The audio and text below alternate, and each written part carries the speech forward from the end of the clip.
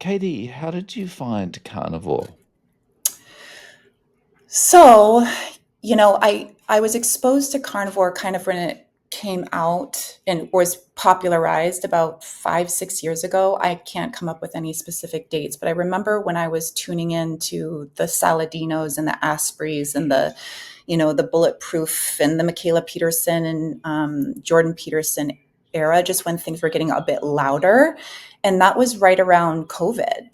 Um, and I've been on and off vegan, vegetarian, pescatarian, very low fat all of my life. I mean, from conception. And so, veganism was my happy, familiar place and always the thing that I resorted back to. But when I saw carnivore coming out and people were talking about the benefits and obviously, the primal roots that we all, evolved from being in the meat, I was like, pretty turned on. I'm a psychotherapist, so I do like to preface that I have an agenda with how I eat. It's not just, from a aesthetic standpoint or from obviously health is wealth, and health is not just a physical thing. It's our mental, our mental energy center. So I really do what I do, not just to look my best or for vanity purposes, but because thinking our best, it's all connected, right? So I tried carnivore um, right when I heard about it. I was thinking, oh, I'm vulnerable enough. Who isn't right now? It's COVID, right? And I kind of I dove in head first, but I didn't really, I think at the time I didn't feel like there was a lot of support for women. And come to find out, that's right when Bella from Steak and Butter Gal kind of started her journey. So I wasn't heeding anything that she was putting out there quite yet. And coming from a heavily plant-based vegan background, I think just diving into a lot of animal fat and meat, and I think at the time doing like blue cheese and still making concessions for dark chocolate. I mean, I was doing it from a pretty purist standpoint, but looking back on it, I was just gung ho about I don't know, about the bacon. And I took on a little too much at once. So I think I got scared. I did it for 20 days. And I think at one point I just looked in the mirror, I felt my body, and I was just like, I got nervous. So much was changing. And I want to also preface this with, I have been in eating disorder recovery. I'm 42 now. I entered my first recovery program at 22. And that's a really key part of this conversation, right? Because when I noticed changes in my body, as any woman or man might who's struggled with an eating disorder or that mentality, it triggers a fear response. And I think that's exactly what I had, and I was still doing things like running, and I was very inspired. I was even talking about it a little bit, taking lots of photography, which is what I love to do with food and self-expression. Um, but yeah, I think I backed down at day 20, which we all know who are on the carnivore journey long term, it's not enough time to really understand the benefits. And so I backed off, started eating flax crackers again and raspberries, and just dove back into my familiar plant-based ways. And I found some resolve and respite in that. But it was also a fear response. Now that I have the hindsight, it's always 2020, no pun intended, right? So 5 years, probably the most diligent plant-based that I've ever been throughout my entire life was over the last 5 years, because I had been on and off vegan all of my life. I had also included fish at various times, maybe animal proteins at other times. But I think the important point to note too with all of that is the fat was always kept really low, right? So I'd include carbohydrates and I'd have maybe some fish, but the rice never went away. The fruit never went away. Any of the things that we understand as, I don't know, plant-based followers is, we never disregard the power of the plant. And so cucumbers and greens and kale and spinach and all the high oxalate foods. So I didn't find a whole lot of resolve in being omnivore. In fact, something that I talk about and share a little bit on I've got a very teeny tiny but budding YouTube channel where I'm talking about this stuff as freely as I feel so inspired. And one thing that I really felt worth mentioning was when I dabbled in being omnivore, like really just trying to do the thing that we're all encouraged to be and to do and to have, which is this moderate middle path relationship to food. And this is, I'm coming from a therapist background, coming from eating disorder recovery, went in and out of recovery programs twice. So I'm not a stranger to this. Like, you should, in order to heal your relationship to food, you have to be neutral about eating all things. So that's a seed that's planted in the archives of my brain, and it's hard to dig out. I must say, I see it every day in those I talk to. But anyway, in trying to be omnivore, wildly enough, it was trying to include animal foods while I was also eating plant foods, not getting the animal fat, that all kinds of cravings just kick right into gear. It's like I've been sober from alcohol for 2 years, September 10th. So I gave that up a couple years ago. And right before I started carnivore, I figured, hey, my body's aching. I've been in and out of the ER 5 times in the last 2 years. My spine hurts. My body is not resilient. And when our body's not resilient, our mind isn't either. Right. So I'm just like, something's breaking down and I need to get to the root of it. So even before carnivore, I was like, let's do some animal meat. Let's just do it. My body was craving fish and eggs, even though I hadn't eaten it for 5 years. I hadn't eaten any of that. So I started to incorporate some of those things, egg whites, though, I must say, and like lean turkey and chicken breast and just all of the high protein, but no fat protein sources, the leanest cuts, right? And my cravings just kicked right into gear. I was like ready to forego sobriety. I was ready to like say, hey friends, let's go out and have a glass of wine. Like, I'd love a whiskey or a shot of tequila. Like, why not? Let's just, if we're throwing in the towel on veganism, let's throw in the towel on everything. And so that is the thing that shocked me into submission. I was like, something's really wrong here. And I was walking the beach one afternoon, and I just let my playlists go. So something in my algorithm was hopping on, it was selecting various videos. And all of a sudden I hear Kelly Hogan's voice in my ear. And Kelly Hogan, bombshell 46, 47-year-old mom of three, starts talking about how she's eating like 4,000 calories worth of heavy whipping cream and eggs and fatty steak, and had lost something like 130 pounds. And I go to look at my phone and I'm like, you have to be kidding me. And so it was that triggered this whole spiral into me looking at all of these other phenomenal, mind-blowing stories of carnivore. And at that moment, I'd only been, 3 weeks trying to dabble in omnivore, that I was just like, you know what? It dawned on me.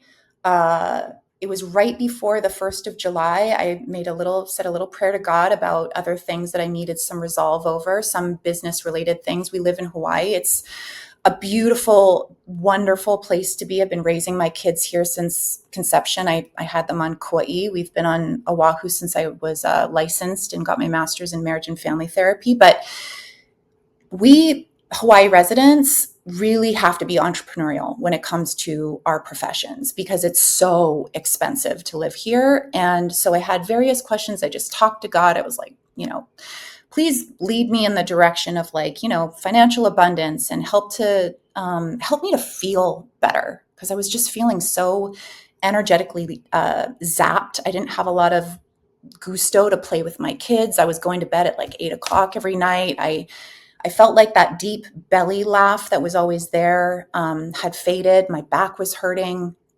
That's when I just dove in. Right. It was the right before July had kicked in. Actually, I'm sorry, it was a couple days before July. I said the prayer. I decided that on July 1st, I would forego Instagram because, I didn't want to have any of that crazy impulsivity. Like, hey guys, went from eating kale one day to eating, ribeyes the next. Like I needed to cool my jets and just like really integrate and start July 1 on full blown carnivore. And I literally, I only look back to talk about it, not because I'm like, oh, my old plant-based ways. I'm not sad about it whatsoever. I've been on fire, just Wow.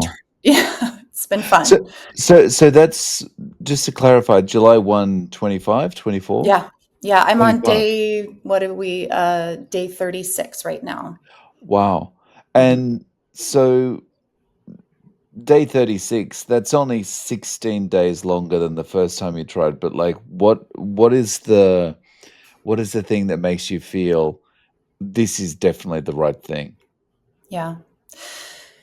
You know, I think because I'm also that much further into my career and I've been sitting with my patients for so many years now that like I really realize the power of the narrative. And I'm 20 years also from living away from home.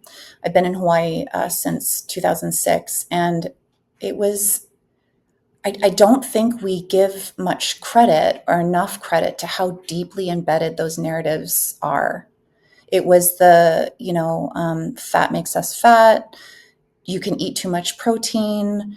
Um, uh, Thin equals healthy. I mean, God, that one is right there in the front and center of my brain, mostly because I heard it from I love you, mom and dad, but I heard it from my parents. Um, So that's the major difference right now. And what keeps me going is even though, I'm watching myself transform and go through this metamorphosis, if there's anything that I've learned over the last, well, 42 years of life, but like really consciously learned is that we have to let ourselves blossom. We have to let ourselves spread our wings. We have to be humble enough to learn. We really need to be patient with anything that's honestly meant to heal us.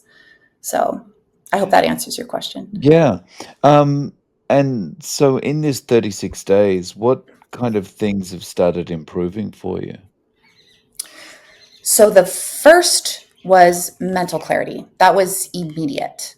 So that was within the first couple of days, and that's why I had to go somewhere to talk about it that wasn't Instagram. So I went to YouTube and I just started. Before I started, I was posting just reels that I made for my Instagram to transfer over. But so I used that platform to just talk about how clear and wonderful I felt, even in the early days. So mental clarity was one. I hadn't had energy. I had stopped running months ago. I hadn't had like pure energy for as long as I could remember. I mean, maybe forced energy, stimulated energy, caffeine produced energy, but I was doing like a quadruple espresso in the morning, a matcha, double strong, double scoop matcha in the afternoon, and maybe even a pre workout just to get myself through the day, not even to exercise, just to like keep me up. And this is like eating a diet high in glucose, which, my old narrative was glucose goes straight to the brain, gives you energy, gives you that quick boost. So I was just it was hard to dismantle that, really hard. But that's what I felt at the onset was energy and mental clarity. And in this time, have you noticed any kind of body recomposition? Yeah. Yep. So here's the thing about me. I I don't keep photos of myself that I don't like. I don't even advocate that a lot of people do that. I just for me and my self-esteem and my confidence, it's been a long journey. I don't keep photos of myself that I wouldn't look at with my own admiration, right? But I do go back and man, there were some times in my life that I was frail. I was way too thin. And a lot of that, at least during a specific era, was a hormone imbalance. And I can identify that period of time. I knew I had a hormone imbalance. Um, and as much as I was trying to eat in quantity, en masse, like big voluminous foods, I couldn't gain a pound for the life of me. So I just kind of rocked this rail thin body. And the weird and ironic part of that is that's when people flock to me and were like, "Hey, how can I have that?" You look skinny, and I'm not going to like give you much praise for being, too thin, but I also want to know what you eat because I want that. So we have a very eating disorderly, attraction in our society, that I don't think we talk about quite enough. So I think one of the um, I'm watching how my body, it's like I feel, I think I look healthier, but I feel really healthy. But it's not because I'm like gaining mass amounts of weight or anything, but I do see how my body, like I'm in a woman's body, right? Like we shouldn't be flat on all sides and sticks. We should have some curvaceousness to us. We should have some some body to us. And I can watch myself, just every day wake up and I'm like, I'm going to love her today. I'm going to embrace that today. The other one is I used to really struggle with circulation. And I think a lot of vegans could probably, whether they want to admit it or not, or people who have had times in the past when they were pretty thin, is our circulation just sucks. The only thing that could get my body sweating was if I worked out really hard. Thermogenesis just kicked right into gear. I mean, I would, because we know our body takes more energy to break down protein. I felt that right away was just like heat in my body, which was kind of nice. It's nice to not be cold all the time or feel like you have to wrap up in a sweater. Yeah, that's it's interesting you talk about that because that's one of the things you notice in Japan. Mm, It's like, like everyone's really thin in yeah, Japan, right? Especially the majority of the women are super, super, super thin. yeah, And in summer, like, it could be 39 degrees outside, humid as you like, the sun's beating down, and in the office, the ladies will all be wrapped in towels and blankets and stuff, and yeah, it's like, why do they feel the cold so much even on a day like this? And I right. guess it's just the body composition. Yeah, as I go and open the door, I'm actually feeling quite hot. But yeah, women don't have the insulation, and I think to an extent maybe that's fine and understandable. But then there's the part where you need strong circulation. You need to feel like you're not freezing to death all the time. Right. Yeah, so, um regarding your work and your business, has this given you any kind of boost as far as you mentioned the mental clarity? Has it given you any boost as far as like productivity or desire to like, I've got to get in there and I've got to really, I know I can build this bigger or anything like Mm. that? Yeah, 100%. I mean, I used to I exercise confidence. I really try to be a confident person. Um, but I feel like I have to try less hard now. I think before I've mentioned this a couple times too, where I kind of started to keep the plant-based talk very quiet. I even used to post a lot of like food pictures and food reels and talk about how healing my diet was until I started to kind of break down and not feel the healthiest. So I just brought the therapy and the talk tools forward, the coping skills and the relational healing modalities, whatever it was, to just like engage an audience in that way. Let's just talk therapy because I can't speak all that confidently about how plants are serving me right now. So I kind of kept them in the background of my life. And I really had to ask myself, like, well, geez, this is therapeutic eating. Like I coined this business during COVID when I graduated from school and I got my master's and I really set forward. Thank God I didn't call it plant-based eating, therapy or whatever, because I really would have screwed myself then. But when it comes to speaking up now, all it took was a little bit of a tweak to my website and a kind of paring down some of my posts, and I kind of brought myself back to center and just started speaking up again. And I feel like I have my voice. I feel like I have a level of articulation that I didn't quite have before, and I think that really comes from an inner confidence that's just being cultivated from I'm doing something right. And I knew that I wasn't doing something right before, but I couldn't pinpoint what it was. So I definitely have a lot more gusto in my work. I mean, my private practice, I love, gosh, I feel so blessed with my clients. They're amazing. I couldn't even take on all that many more patients. Like I'm pretty full there, which is another reason why I was like, I got to do something to supplement this. I want to do something extra. I want to not just have there's a bit of a glass ceiling when it comes to psychotherapy, unless I just raise my prices, which is not something I want to do for my patients, right?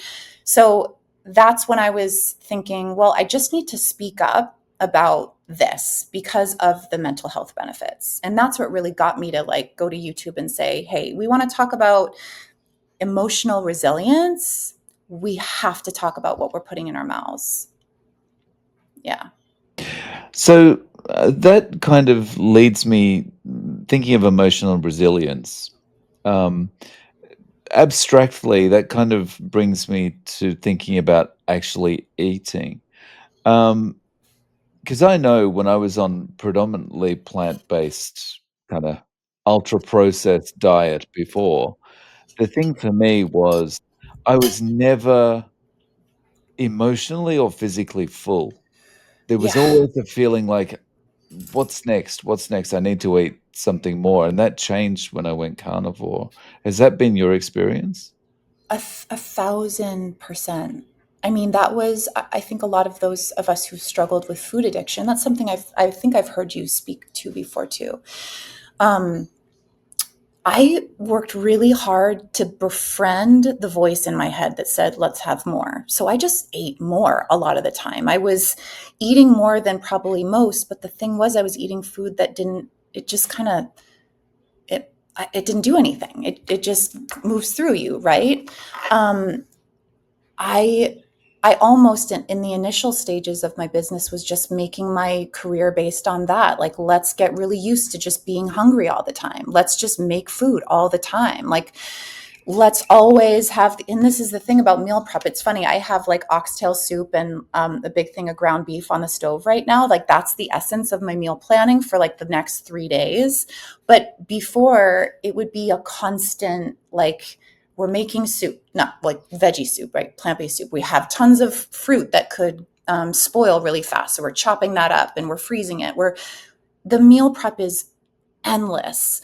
And when I was eating, oh man, I would make these huge, abundant, beautiful bowls of food, and I would eat through the entire thing. And I'd be like, okay, now I need dessert, right? Now I need more. It was never a sense of like, oh, I'm so satiated.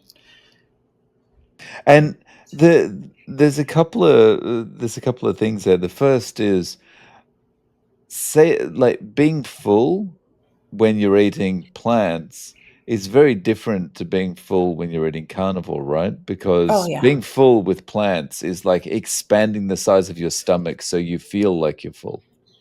absolutely. Yep. Mm.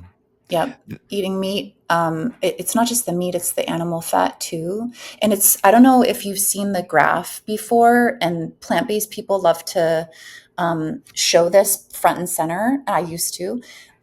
You see a stomach, and the stomach is shown with like oil, right, in the lower part, and then you've got cheese and meat in another part, and then you've got um, meat and all the junk food stuff in our society in another part, and then you've just got plant-based eating, which just fills the entire cavity. So the argument with volume eaters is that you want to fill your stomach to the brim with the plants so that it takes this is the narrative though, so that it takes longer to digest, and then you feel physical fullness.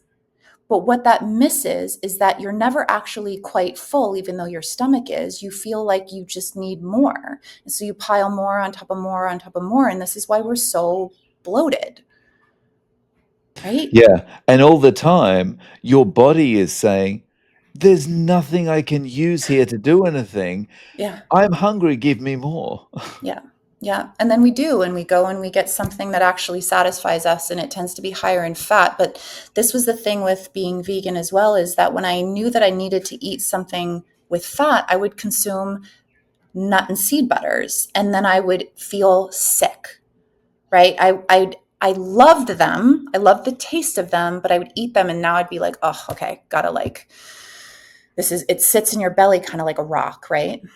Right, right, and I imagine, like, once the nut they make that nut butter, it's all, like there's all canola oils and all sorts of weird stuff put into it to mix it up, yeah? Yeah, I call myself, I'm not trying to boast here, but I was kind of like the level 5 perfect vegan. So I wouldn't buy any of the stuff that wasn't natural, right? Or had the extra oils or had the sugar or the stabilizers. I did it really well and very perfectly. And even I think the reason why I really want to emphasize this is it's not even with the added stuff. It's just the seed itself or just the nut itself. It didn't impact me all that well, right? It just made me feel kind of sick and bloated and like I had a rock in my stomach until it passes. Right. So, yeah, you mentioned something before, when you were talking about plant-based eating. You said, we just have to get used to being hungry. Um, I have a theory that we are our own worst enemy Yeah. because, think about it. When you start a business, you've got to think about, like, to make it successful, you've got to suffer. You've got to think about the Yeah. marketing. How am I going to get customers? How am I going to manage the books? How am I going to do this? How am I going to actually run the thing while I'm doing all this other stuff just to get clients in the door and just to satisfy the taxation I've got to do and all this kind of thing. You've really got to suffer and put in long hours, right? So we Yeah. think, well, if we want to be healthy and we want to maintain a good weight and all that kind of thing, we need to suffer that way as well. Yeah. So being hungry, of course, that's part of the journey. Yeah. No, God. I, there's so much suffering inherent in being human already that those who really try to work smarter, not harder, that adage works for dietary things too, right? We should eat smart so that we can actually work more efficiently. And it certainly doesn't help me as a therapist to sit at my desk for 8 hours with my clients and know that, like, oh my God, at 6 o'clock, I'm going to run to the kitchen and stuff my face as full as I can because I'm starving, right? Um, yeah. So on that, what is your menu like day to day? So, well, we just got back from Maine. I'm from Maine originally, and I brought my husband for the first time to see where my stomping grounds were and the kids. And so that trip was full of lobster and peel and eat shrimp and ribeyes and things on the grill. Um, I would say, though, on a day to day basis, what I really try to do, I used to live on a farm. My kids were born on Kauai, so I wasn't a stranger to making bone broths and kind of just trying to do the nose to tail thing, at least to honor that. And because I used to be a chef over there, sorry for the noise. I had kind of some of these tools in my back pocket when I started carnivore. So, and I also had clients that I would prepare, the whole fish or, racks of lamb for. So when I started this, I was like, okay, eggs, right? I soft boil eggs. I really try not to overcook the egg. That like jammy egg yolk in the middle is just divine. So I'm doing eggs in the morning. I'll have an espresso. That's the one thing I've kept in my diet. I know some people have a give or take, relationship to coffee, but that's my thing. Ground beef, just cooked in its own juices for lunch, and then usually some kind of bone broth for dinner, and maybe bits of leftover chicken thigh meat, or I love pork belly. That's something I adore. I'll chop it up thick and put it in the air fryer. So the big things in my diet these days tend to be pork belly, ground beef, um, tri-tip, and wild fish when I can access it, and eggs. And I think one of the things I do want to note is, started out in the beginning and I was ravenous.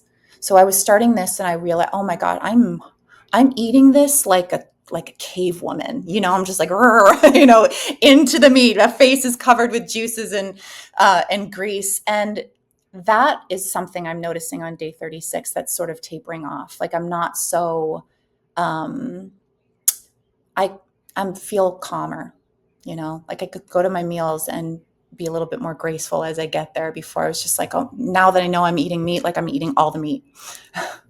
I can pace my meals a little bit different. Yeah. And how is the family with this? Are they on board? Are they saying, "Will you just do your own thing?" My kids at first were like, Mom, what are you doing? I never force, because of my eating disorder past, I would never force my kids on to eat anything. I just gently put the fruit and the vegetables next to them with the hopes that they grab and take a few bites with the side of whatever, the pasta and maybe even the meat. I'd prepare them meat, or I would allow them to have whatever they wanted. Again, I don't wasn't trying to push anything on them. So when they started seeing me eat meat, they were like, do you need a side of broccoli with that, Mom? And I was like, no, this is the thing. We're going to just go for it. My husband, on the other hand, I had started to eat meat for about 3 days before I even told him. And I was like, hey, babe, guess what? He was like, what? It's like, I started eating like fish and eggs the other day. And he was like, 3.5 years, didn't ever expect me to change, didn't marry me, right, for my diet. But as an omnivore slash, he's very carnivorous himself, that I think made his heart very happy, because in the time that we've been together, we've always eaten separately. He'd eat some of the vegan things that I'd make, but he could never cook for me. So we're kind of sitting back right now, like just enjoying the fact that he can prepare food for me now, whereas before he didn't really have the confidence to do that. So it's like ribeyes, and he loves blue cheese on his ribeye, so he does the fancy thing, and that's really fun for us. And I you know it's helping our relationship. I think that's an important note to say, is like when couples can really share how and what they eat together, that's a level of intimacy we shouldn't ever disregard as important. Yeah, I think it's I think that is an important thing, and like I'm just imagining, like, beforehand, like, if you are vegan, like, you wanna be pretty clinical with your food, right? Because you Oh, don't want sure any of was. those animal fats on there. So, like, you've almost got caution tape around you in the kitchen, you know? That's very true. And I did. That was actually something my daughter said. She was like, Mom, you used to never use the same butter knife that you'd make our bagels with to go and slice a banana, or everything was just like, keep it away from this, which is so sad to think in a way. Like, it's just that's the restriction part. And I think too, when we talk about restriction, I've admitted this, and I'm not scared to say it out loud now that I've really I can own it. But when I was plant-based, it at least helped me to not have everything. It helped me to know that I knew what I was having, and also opened up the breadth of what I could have by just taking out the nonsense, right? I never really consumed a lot of junk food. The same goes for carnivore, is it eliminates the chaos and it reduces decision fatigue. And we have to know we have to admit how healing that is. And I think that without people using maybe those words, that's what they're getting at, is it's so much simpler, it's so much easier. That was the one thing I also prayed for, was just like, give me the simple approach. And it led me to this, which is like, there's nothing more simple than just eating animal food, right? Yeah. Um, so a lot of people coming from the same background as yourself that have been doing vegan or predominantly plant-based diet for a long time would probably say to you, "But don't you miss the variety? You've given all that up." Hmm.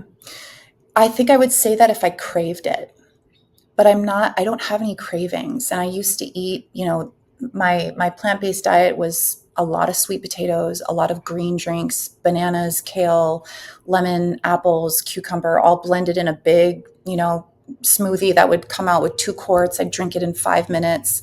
Um, Lentil pasta, marinara, extra veggies, nutritional yeast, tahini, drizzled on big kale salads. I mean, I was the gamut, right? And then lots of maple syrup and honey and dates. Oh my God, I ate so many dates.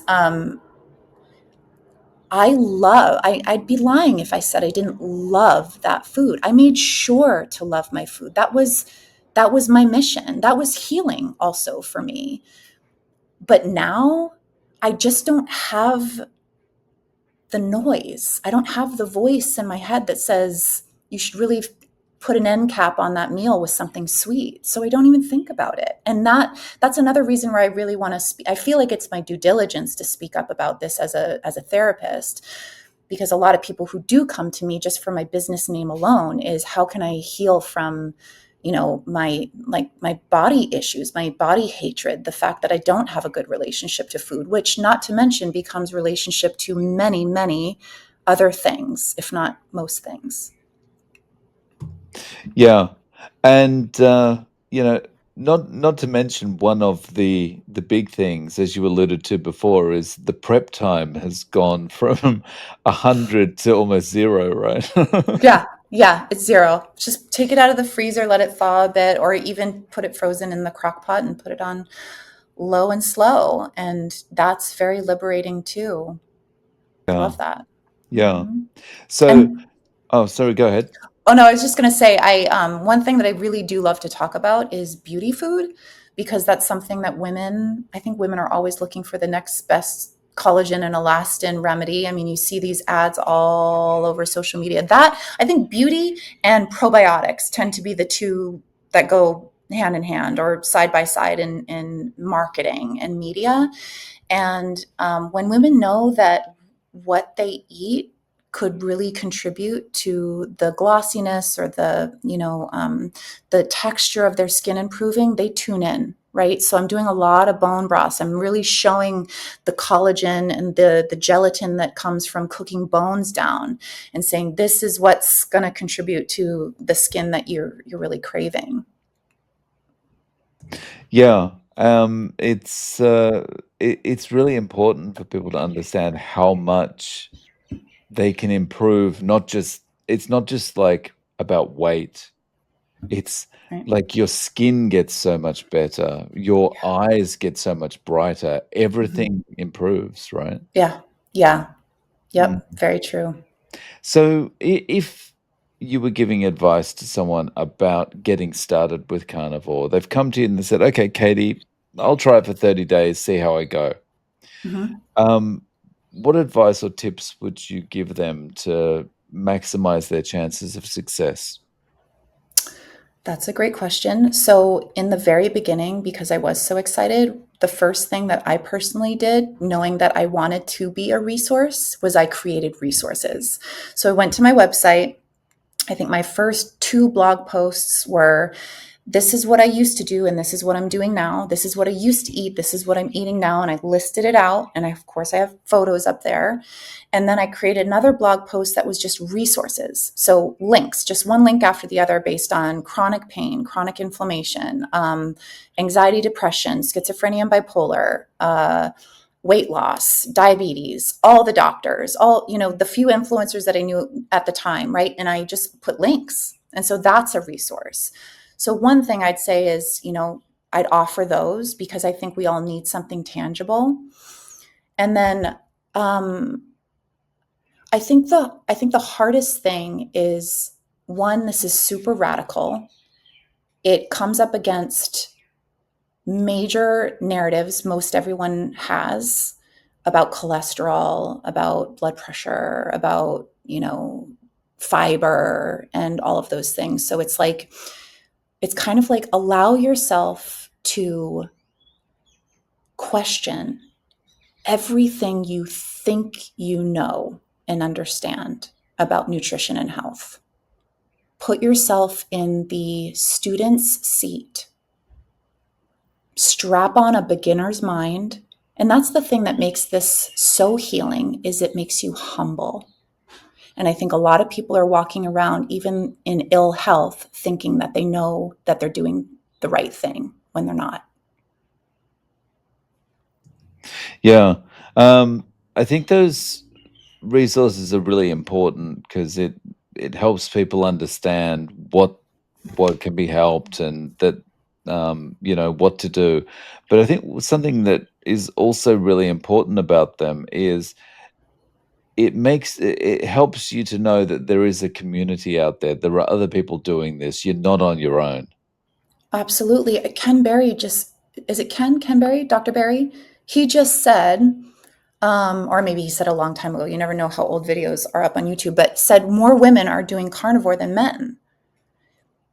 And I think that that's because we women reach a point, it's usually right around 35, 40, 45, perimenopause time. Dr. Bright happens to think that perimenopause is a bit of a hoax, which is fine. I'm actually heeding a lot of information about that. But women's bodies literally beg of them different things. And there's so much misinformation online about what you should supplement, what you should do, how many hormone replacement therapies you should be putting into your body. There's just so much out there that I think women especially are vulnerable. And I love that women stumble on carnivore and find the resolve there because it targets everything.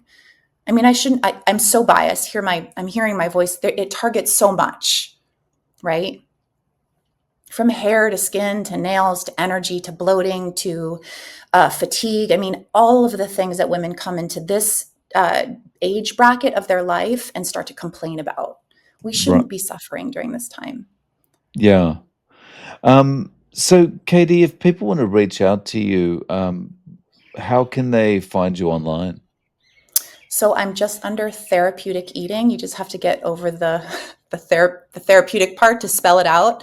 Um, but yeah, I'm therapeutic eating, therapeutic eating.com, and then all of my handles are therapeutic eating. Oh, awesome. I'll link to all of those in the show notes. Thank you. Katie, thank you so much for coming on and sharing your story and experience. I really appreciate your time. Yes, and thank you. You asked all the right questions.